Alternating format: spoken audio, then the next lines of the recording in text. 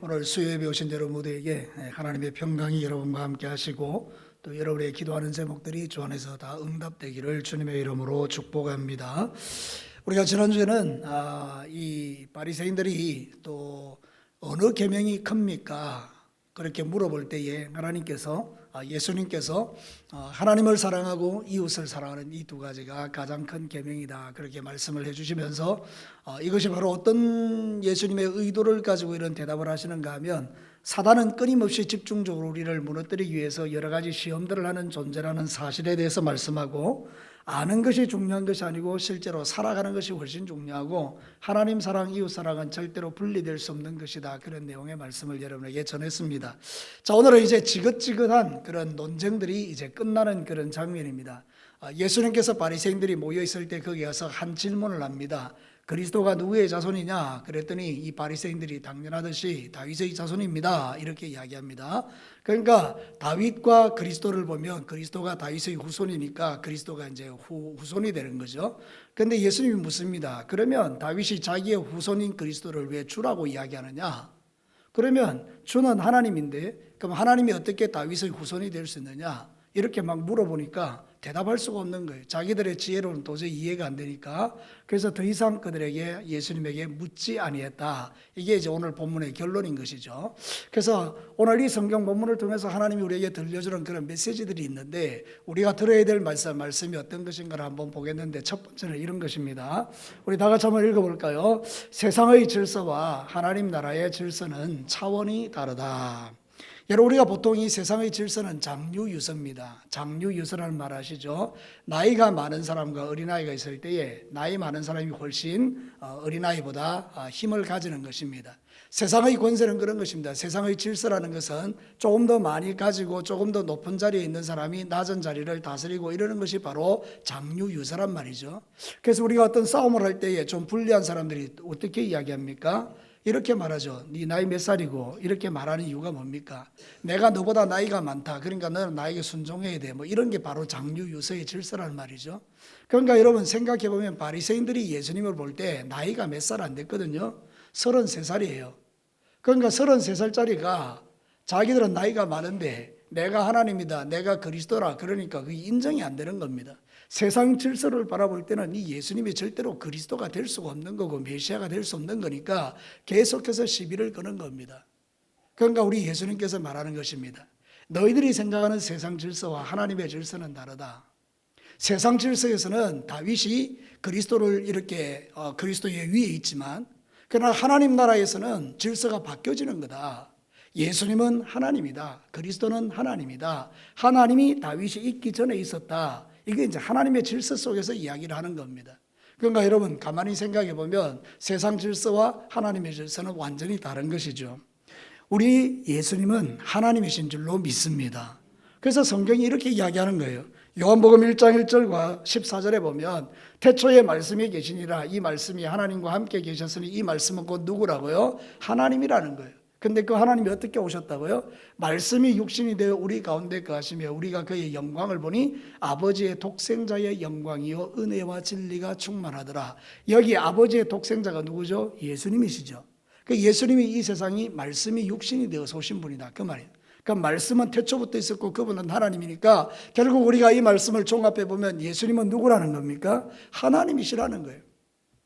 그러니까 여러분, 만약에 이 바리새인들이 세상의 질서가 아닌 하나님의 질서로 예수님을 바라보면 예수님의 나이가 33살이고 자기들보다 한참 밑에 있는 사람 보이지만은, 그런데 하나님의 말씀대로 우리가 이 질서를 바라보면 이 바리새인들이 예수님을 믿어야 됩니까? 믿지 않아야 됩니까? 믿어야 되는 겁니다. 하나님의 질서 속에서는 예수님이 하나님이신 거예요. 그러면 그 하나님 앞에 우리가 다 무릎을 꿇고 그분 앞에 경배하는 게 맞죠. 여러분, 이게 바로 하나님이 우리에게 가르쳐주는 질서라는 것입니다. 그런데 어리석게도 바리새인들은 세상의 질서 속에서 이걸 이해하니까 도대체 예수님을 메시아로 인정할 수 없더라, 그 말입니다. 그러니까 우리는 믿는 게 세상의 질서가 아닙니다. 하나님이 세우는 질서인 줄로 믿습니다. 교회는 이 질서를 따라 움직이는 세상인 것입니다. 그래서 여러분, 우리는 이 질서 안에서 서로를 존중하고 존경하고 이해하고 용납하는 것입니다. 성경에 보면 로마서 12장 9절과 10절에 이런 이야기합니다. 같이 한번 읽어볼까요? 사랑에는 거짓이 없나니 악을 미워하고 선에 속하라. 형제를 사랑하여 서로 우애하고 존경하기를 서로 먼저 하라. 여러분, 여기에는 우리 교회 안에는 여러 사람들이 있지 않습니까? 나이 많은 사람, 나이 적은 사람, 그리고 또 장로님, 권사님, 집사님, 뭐 여러 것들이 있지 않습니까? 목사님들도 있고. 그럼 여러분, 이거를 하나님의 질서 아래서 바라볼 때 서로 뭐 하라고요? 서로 존경하라는 거예요. 서로 사랑하라는 거예요. 서로 나보다 낮게 여겨주라는 거예요. 이게 바로 하나님의 질서예요. 바리새인들의 질서는 세상 질서이기 때문에 자기들이 높고 예수님이 낮은 거예요. 근데 하나님의 질서에서 보면 예수님이 제일 높고 바리새인들은 그 밑에요. 우리가 마찬가지로 예수님을 그렇게 인정한다면 우리는 교회 안에서 그런 질서를 믿어야 되는 거예요. 하나님이 나에게 주신 그 귀한 질서들을 따라서 서로 존경해 이 이야기를 하는 거예요. 그래서 여러분, 저는 생각할 때 제가 목회자 아닙니까? 여러분이 저를 존경할 이유가 뭐가 있습니까? 인간적으로 바라볼 때는 존경할 이유가 없을 수 있어요. 그런데 나는 여러분들에게 뭘 전하는 사람이죠? 하나님의 말씀을 전하는 대언자예요. 그럼 여러분이 나를 존경하면 여러분들과 나 사이에 아름다운 관계들이 형성되고, 그럼 여러분들은 그 말씀을 들으면서 은혜를 받게 되는 거잖아요. 여러분, 저는 황송할 때가 있는 게 언젠가 하면 나이 많은 권사님들, 나이 많은 장로님들이 저를 깍듯이 대해줄 때요. 아, 저분은 나를 주의 종으로서 존중하는구나. 그게 그분의 믿음이죠. 그분은 왜 그런 믿음을 갖는 겁니까? 내가 나이가 훨씬 어린데도 하나님의 질서라고 믿기 때문이에요. 그래서 교회는요, 공적인 집단이거든요. 그 세상에 나가서는 여러분이 언니, 동생 할 수 있어요. 이름도 부를 수 있어요. 근데 교회 안의 질서는 그런 게 아니거든요. 직분이라는 게 있잖아요. 장로님, 권사님, 집사님. 그죠? 그럼 우리는 그걸 불러드려야 돼요. 나하고 친구라 할지라도, 나하고 아주 가까운 사이라 할지라도 반말 막 하고 막 그러는 것보다 교회 안에서는 집사님, 권사님, 장로님 이렇게 불러주는 것이 그게 존경한다는 뜻이에요. 그게 바로 하나님의 질서 안에서 살아가는 삶의 모습들이에요. 그러니까 여러분, 교회는 장유 유서를 따라 움직이는 데가 아니고 하나님의 질서를 따라 움직이면서 서로 뭐 하라고요? 존경하는 거예요. 여러분, 앞으로 우리 진교회 성도 여러분, 교회는 공적인 영역에서 모이는 장소이기 때문에 교회 안에서는 직분이라는 하나님의 그 귀한 것들을 가지고 서로를 존중하고 불러주는 거예요. 그때 우리가 이 하나님이 나에게 주신 귀한 직분이라고 우리가 생각하고 더 겸손해질 수 있는 거죠. 누군가가 내 이름을 불러요. 우리 교회에서 저보고 내가 나이가 어리다고 동진아 이렇게 불러요. 여러분들이. 그러면 거기는 영적 권위가 하나도 없는 거잖아요. 그럼 내가 어떤 사람을 향해서 목사님인데 동진아 이래버리면 그가 전하는 말씀이 여러분에게 아무런 능력이 안 되는 거잖아요. 그죠? 근데 나에게 여러분들이 목사님 이렇게 이야기할 때 나는 어떻게 생각하는가 하면 이분이 나를 존중하는구나. 그러면 나는 더 하나님의 말씀을 잘 준비해서 잘 전해야 되겠구나. 저분의 영혼을 위해서 상처받지 않도록 해야 되겠구나. 이런 마음을 갖게 되겠죠. 그러니까 여러분, 교회 안에서 영적 질서로 움직이면 존중하는 거예요. 바리새인들이 예수님을 영적 질서 안에서 보았다 그러면 예수님을 존중하겠죠. 그러면 그분이 메시아로 보일 거 아니에요. 그러면 예수님을 믿겠죠. 그리고 그들에게 놀라운 구원의 은총이 풀어질 거 아닙니까? 그런데 이 바리새인들은 이 질서를 무시하니까 세상 질서로 바라볼 때 33살짜리 그 청년을 저게 무슨 메시아야 이러고 십자가에 못 박아 죽여버린 거예요. 그러니까 우리가 신앙생활 할 때 진짜 중요한 건 뭔가 하면 세상 질서가 아니라 하나님이 세우신 영적 질서를 따라 움직일 때 교회가 아름답고 여러분의 신앙이 더욱더 조심스럽고 경건하고 하나님 중심으로 살아갈 수 있는 힘이 하나님으로부터 부어지는 거예요. 여러분, 세상 질서가 아니라 하나님의 질서로 움직이시기를 축복합니다. 나이에 많고 적음의 문제가 아닌 겁니다. 직분의 높고 낮음의 문제가 아닌 겁니다. 하나님의 질서. 그래서 서로를 존중하는 거예요. 가능하면 교회에서는요, 반말 툭툭하고 막 이름 툭툭 부르고 그런 거는 이제 하지 마시고, 여러분 가운데 그런 분들은 없겠죠. 저는 뭐 그렇게 들어본 적이 별로 없으니까 혹이라도 있다 그러면 그러지 마시고 서로를 교회 안에서는 존중해주면 그게 정말 멋지고 아름다운 교회가 될 수 있다는 것을 여러분 기억하셔야 돼요. 자, 두 번째 메시지를 한번 들어보겠습니다. 같이 한번 읽어볼까요? 육신의 눈이 아닌 영적인 눈으로 세상을 바라봄이 필요하다. 여러분, 우리가 믿음의 길을 갈 때 관점의 변화라는 게 필요하거든요. 한계가 가득한 내 인간의 지혜를, 인간의 생각을 가지고 모든 걸 판단하는 것은 어리석은 거예요. 내가 보는 게 전부가 아니잖아요. 우리는 이 눈으로 볼 수 있는 게 한계가 있기 때문에 천국도 보이지 않고 하나님도 보이지 않지 않습니까? 그건 영적인 세상이니까. 그럼 내 눈에 보이지 않으니까 없는 겁니까? 그런 건 아니잖아요. 그 육신의 눈은 한계가 있다는 거예요. 그래서 여러분 가만히 생각해보니까 바리새인들이 지금 예수님을 육신의 눈으로 이렇게 딱 쳐다보니까 이단자인 거예요. 신성 모독자인 거예요. 자기들의 가르침을 순종하지 않는 아주 악질인 거예요. 그래서 자기들의 영적인 눈이 아닌 인간의 눈으로 판단하고 예수님을 못 박은 거잖아요. 그죠? 근데 여러분, 영적인 눈이 딱 열리는 순간에 예수님이 뭐로 보입니까? 그리스도로 보이는 거예요. 메시아로 보이는 거예요. 나의 구원자로 보이는 거예요. 그래서 여러분, 우리가 신앙생활 할 때 예수님이 믿어지고 예수님이 인간이 아니라 하나님으로 이 세상에 하나님이신데 사람의 몸을 입고 이 땅에 오셔서 나를 위하여 십자가에 죽으시고 3일 만에 부활하신 것이 믿어지면 그는 영적인 눈이 이미 열린 사람인 거예요. 얼마나 복됩니까? 여러분, 영적인 눈이 열리는 게 축복입니다. 바리새인들은 영적인 눈이 닫혀 있으니까 예수님이 안 보이는 겁니다. 신성 모독자고 이단자고 죽여야 될 자인 거예요. 만일 그들 가운데 누군가가 영적인 눈이 딱 열렸다 그러면 적시로 무릎을 꿇고 예수님 나의 구주십니다 고백하겠죠. 그럼 베드로도 예수님이 그 깊은 데로 가서 그물을 던져라 그랬을 때 고기를 못 잡다가 고기를 막 걸어 올리니까 바로 예수님 앞에 무릎을 꿇고 당신은 하나님이십니다 막 그런 고백을 하죠. 영적인 눈이 열리면 다 예수님을 그렇게 주로 고백하는 거예요. 고린도전서 2장 14절을 한번 볼까요? 같이 한번 읽어보겠습니까? 육에 속한 사람은 하나님의 성령의 일을 받지 아니하나니 이는 그것들이 그에게는 어리석게 보임이요 또 그는 그것들을 알 수도 없나니 그런 일은 영적으로 분별되기 때문이다. 영적인 게 있고 육신적인 게 있어요. 그 육신적인 눈을 가지고 아무리 예수님을 쳐다봐도 구세주로 안 믿어지죠. 그런데 영적인 눈이 딱 열리면 예수님이 나의 죄 때문에 이 세상에 오신 메시아라는 게 정확하게 고백되고 믿어지는 거예요. 영의 눈이 열리면요, 예수님이 다윗의 자손이 아니라 우리를 구원하러 오신 메시아로 딱 보이는 거죠. 그래서 여러분, 우리는 육신의 눈을 가지고 세상을 사는 자들이지만 여러분은 영적인 눈이 더 열려야 될 줄로 믿습니다. 열리는 만큼 볼 수 있는 거예요. 제가 지금 이런 설교를 드리지만 제 소원도 그런 거예요. 지금 보는 것보다 더 많이 보고 싶어요. 내가 보지 못하는 영역을 더 많이 보고 싶어요. 여러분은 그렇지 않습니까? 여러분은 세상 살면서 여러분의 마음의 소원이 뭡니까? 예수 믿으면서 이 세상에서 잘 먹고 잘 살고 내 기도 응답받아서 모든 게 형통하고 잘 되는 이게 여러분의 전부이십니까? 아니면 여러분이 진짜 영적인 눈이 열려서 이 하나님의 말씀들이 더 막 잘 보이고 더 깊이 깨달아지고 막 그러면서 하늘 세계가 막 열리는 이런 걸 좀 보고 싶으십니까?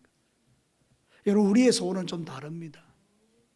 저와 여러분들은 육신의 연이 밝아지는 것보다 영의 눈이 밝아질 때 내가 받는 고난이 이해가 되고 내가 지금 당하는 모든 환경들이 다 이해가 되고 장차 내가 들어갈 그 하나님 나라가 보이니까 세상의 것들이 좀 시시해지기도 하고 그러면서 내 마음에 저 죽어가는 자들이 좀 불쌍히 여겨지기도 하고 그런 어떤 영적인 변화들이 일어나는 겁니다. 내가 죄인인 걸 철저하게 깨닫게 되는 것입니다. 잘난 줄 알았는데, 똑똑한 줄 알았는데, 내가 대장인 줄 알았는데, 내 인생의 주인은 난 줄 알았는데 딱 영적인 눈이 딱 열리고 보니까 그게 하나도 아니라는 걸 알게 되는 거예요.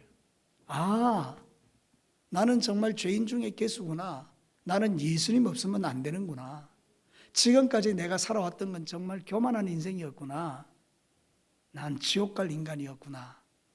그렇게 깨닫고 나니 예수님이 좋아지는 거고 예수님을 더 의지하게 되는 거 아닙니까? 여러분, 육신의 눈을 가지고 사는 것보다 영적인 눈이 열려서 살아가는 그런 복을 저와 여러분이 누릴 수 있게 되기를 축복합니다. 모든 진리는 성령이 임하셔야 열리는 겁니다. 성경이 뭐라고 말하죠? 고린도전서 12장 3절에 그러므로 내가 너희에게 알리노니 하나님의 영으로 말하는 자는 누구든지 예수를 저주할 자라 하지 아니하고 또 누구로 아니고는요 성령으로 아니하고는 누구든지 예수를 주시라 할 수 없느니라. 여러분, 성령님이 아니면, 하나님의 영이 아니면 우리는 죽었다 깨어나도 영적인 눈이 열리지 않습니다. 그러면 육신의 눈으로 보이는 걸로 판단하고 정죄하고 모든 걸 결정해 버리는 겁니다.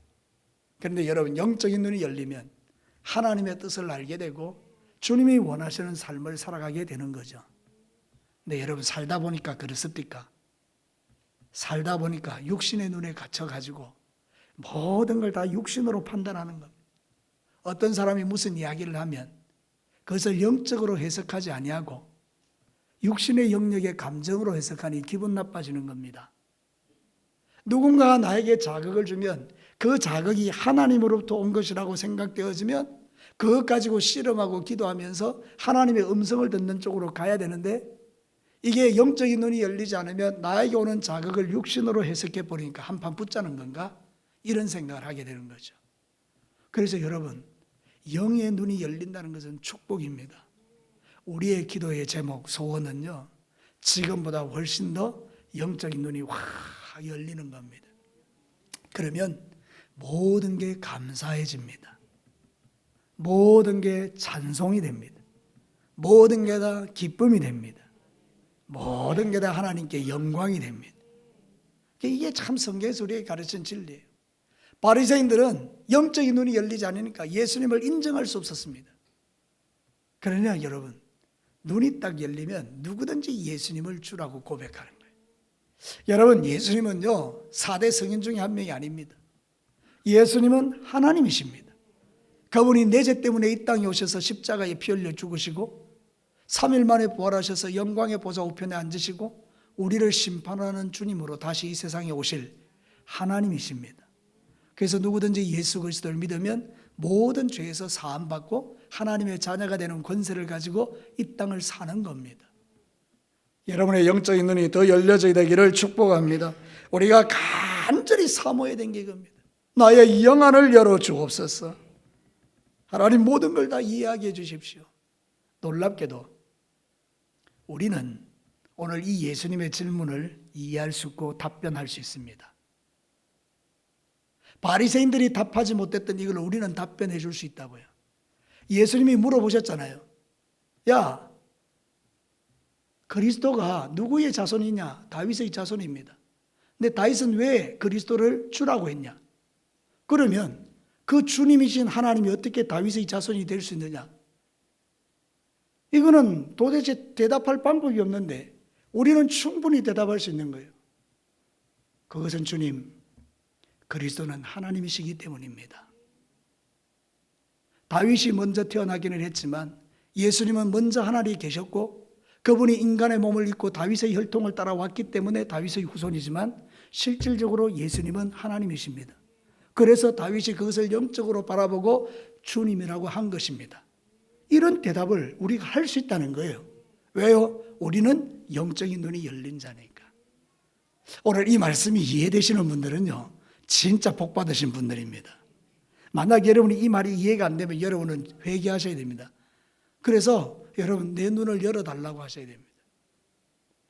우리는 인간의 생각보다 하나님의 생각, 이 육신의 눈을 가지고 판단하는 게 아니고 영의 것을 판단하는 사람이라는 걸 기억하시고, 여러분의 육신의 눈이 아니라 영적인 눈이 확 열려서 모든 것을 이해하고 모든 것을 받아들이고 모든 것을 믿음으로 하늘의 그 풍성함이 여러분에게 날마다 채워져서 세상에 좀 시시한 것들 때문에 속상하고 마음 상하지 말고 이기고 승리하시기를 주님의 이름으로 축복합니다.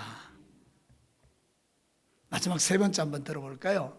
같이 한번 읽겠습니다. 세상의 지혜가 아닌 하늘의 지혜로 승리하는 삶을 살아야 한다. 오늘 여기 보면 두 가지 지혜가 나오죠. 바리새인의 지혜입니다. 또 하나는 예수님의 지혜입니다. 하나님의 지혜. 자, 여러분 한번 보십시오. 이 세상 그 인간의 지혜로 질문해 오는 것을 예수님은 다 대답해 주셨습니다. 하나도 대답 못한 게 없습니다. 정확하게 다 대답해 주셨습니다. 그런데 하나님의 지혜로 질문한 그 하나님의 예수님의 질문에 대해서 세상의 지혜를 가진 바리새인들은 대답을 못합니다. 그리고 다시는 묻지 않습니다. 여러분, 이게 얼마나 놀라운 겁니까? 뭘 이야기하는 겁니까? 세상의 지혜를 이기는 하늘의 지혜의 능력을 말하는 것입니다. 여러분, 하나님의 지혜를 소유한 자는 세상을 이깁니다. 세상의 그 어떤 지혜도요, 다 이겨냅니다. 그만큼 하나님의 지혜가 강력한 능력을 갖고 있다, 그런 뜻입니다. 하나님의 지혜는 말씀입니다. 우리 안에 말씀이 가득하면요, 세상의 지혜를 다 이겨냅니다. 성경은 이렇게 말합니다. 사도행전 20장 32절에 같이 한번 읽어볼까요? 지금 내가 여러분을 주와 및 그의 은혜의 말씀에 부탁하노니 그 말씀이 여러분을 능히 든든히 세우사 거룩하게 하심을 입어 모든 자 가운데 기업이 있게 하시리라. 예수님이 우리에게 주셨던 이 말씀이 우리를 든든히 세운대요. 그 말씀이 우리를 굳세게 한대요. 그러니까 여러분이 하나님의 말씀이 있는 것은 하나님의 지혜가 있는 것이고, 하나님의 지혜가 있는 사람은 세상의 지혜에 흔들리지 않는다는 뜻이에요. 여러분, 세상의 지혜는 뭡니까? 돈이 최고라고 말합니다. 하나님의 지혜는 뭐라고 말합니까? 우리가 가지고 있는 믿음이 최고라고 말합니다. 자, 여러분, 돈과 믿음 중에 어느 것이 더 지혜로운 겁니까? 예, 우리가 볼 때 둘 다 귀하다고 생각하지만 사실 우리에게는 믿음입니다. 왜냐하면 믿음은 우리를 천국으로 인도하기 때문입니다. 돈은 이 세상에 사는 날 동안에 필요한 것이지만 믿음은요, 정말 중요한 것입니다. 그런데 세상의 지혜를 가지고 보면 이 믿음이 별 것 같이 안 보이는 겁니다. 시시하게 여겨지는 거예요. 그래서 세상 사람들은요, 우리가 하늘의 지혜를 가지고 이야기하면요, 멍청하다라고 이야기하고 바보 같다라고 이야기하고 고리타분하는 소리 한다고 이렇게 이야기해요. 하나님을 믿어야 됩니다. 그래야 당신이 죄 사함 받고 천국 간다 그러면 그런 쓸데없는 소리 하지 말라고 이야기합니다. 자기들의 지혜를 가지고는 이 하늘의 지혜 자체가 별로 중요하게 여겨지지 않기 때문입니다. 그런데 그들은 알게 될 것입니다. 언제요? 주님이 심판하시는 날에.